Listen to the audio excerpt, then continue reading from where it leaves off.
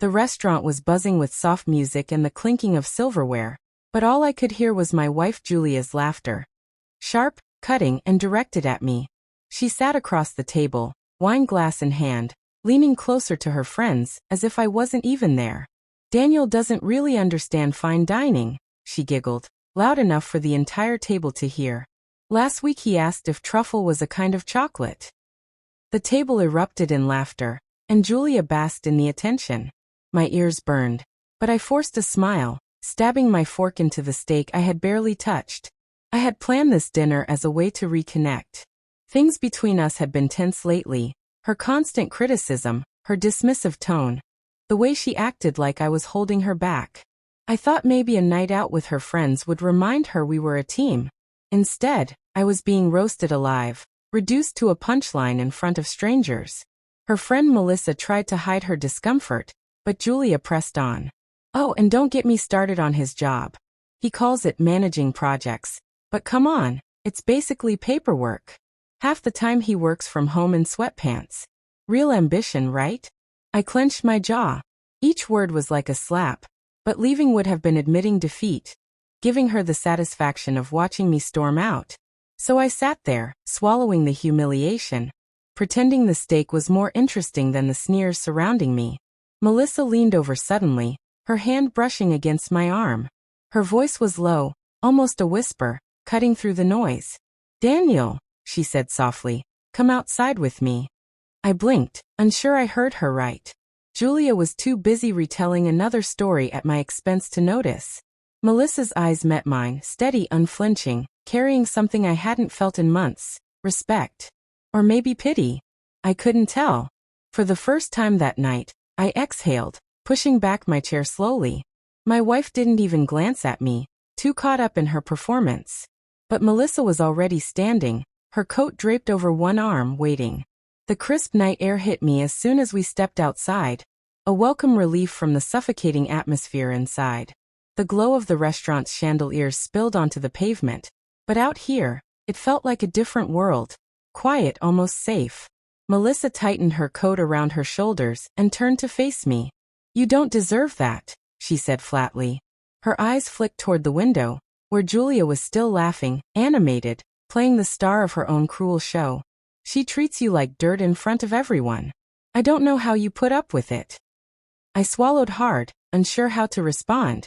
Part of me wanted to defend Julia, to explain that she wasn't always like this, that maybe she was just stressed. But the words wouldn't form, because deep down I knew Melissa was right. She wasn't always like that. I finally muttered, running a hand through my hair.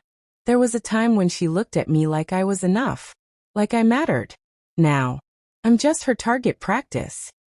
Melissa's expression softened. She stepped closer, her voice lowering. Daniel, I don't know the details of your marriage, but I do know this. Respect is the bare minimum. And she doesn't give you even that. Her words sank into me like stones, heavy and undeniable. For years I had ignored the digs, the rolling eyes, the subtle dismissals. I told myself it was temporary, that every couple had rough patches. But tonight wasn't a rough patch. Tonight was a mirror, showing me exactly where I stood in Julia's world. Beneath her heels, flattened for her amusement. Melissa hesitated, then added, if I were you, I'd think about why you're still sitting at that table. Because from the outside, it doesn't look like love anymore. That last line stung more than Julia's entire dinner performance. Not because it was cruel, but because it was true. For a moment, silence stretched between us, broken only by the hum of passing cars. Finally, Melissa touched my arm gently. You don't have to decide anything tonight. But you do need to see what's happening. She doesn't value you. And you're better than that. I stared back at her, searching for something, anger, denial, anything to cling to. But all I felt was the hollow ache of realization. Melissa wasn't telling me anything new. She was just confirming the truth I'd been too afraid to say aloud. When I walked back into the restaurant, Julia barely glanced at me.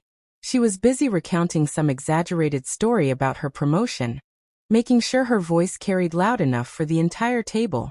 Her laughter cut sharp, like glass. Melissa followed a few steps behind me, her expression unreadable. Where did you two disappear to? Julia finally asked, arching a brow with that familiar mix of suspicion and arrogance. She tilted her wine glass, swirling the liquid as if she owned the room. Just needed some air, I said evenly. But something in my tone made her pause. For the first time that evening, she seemed caught off guard, her smirk faltering before snapping back into place. The dinner dragged on, though I barely tasted the food. My mind was elsewhere, turning over Melissa's words, turning over Julia's cruelty. I kept asking myself the same question. When did I stop being a husband and start being her punchline? When the check arrived, Julia snatched it up theatrically. "Oh, don't worry, Daniel never minds when I pay," she announced, her voice dripping with mock sweetness. The table chuckled, oblivious to the knife twisting in my chest. But instead of shrinking into myself like I usually did, I spoke clearly. "That's not true." The laughter died instantly. Julia blinked, unprepared for my defiance. I leaned forward, my gaze steady. "What's true is that I've been sitting here, listening to you tear me down in front of people you call friends. And what's also true is that I'm done playing the fool." The silence that followed was suffocating. Julia opened her mouth, but no words came.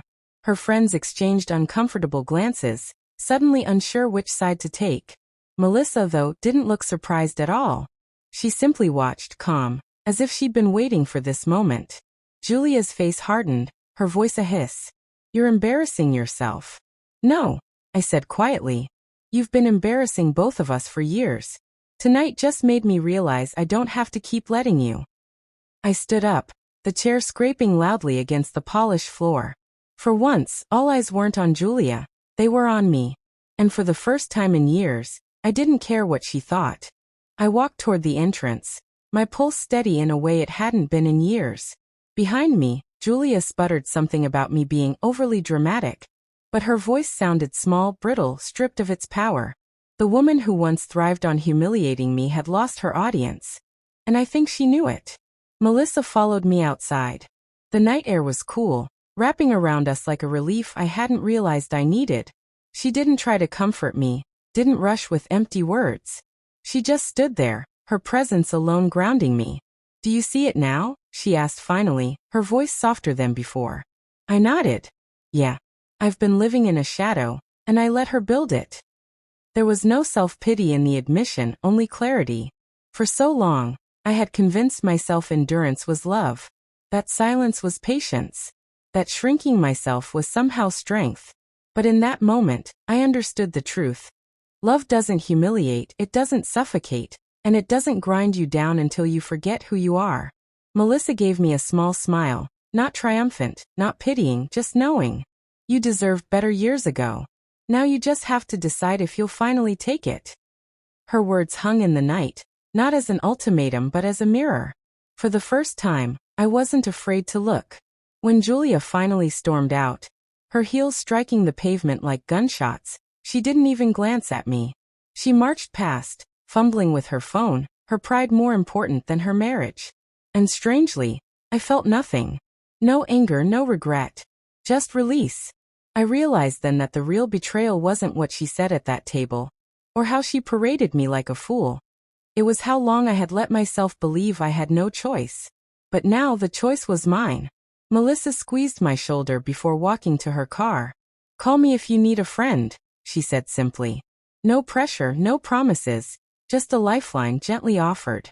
I stood there under the streetlight, breathing in freedom. Tomorrow, I knew, would be messy. Papers, conversations, the unraveling of years. But for the first time in a long time, tomorrow felt like it belonged to me. And as Julia's taillights disappeared into the night, I whispered to myself, "Never again."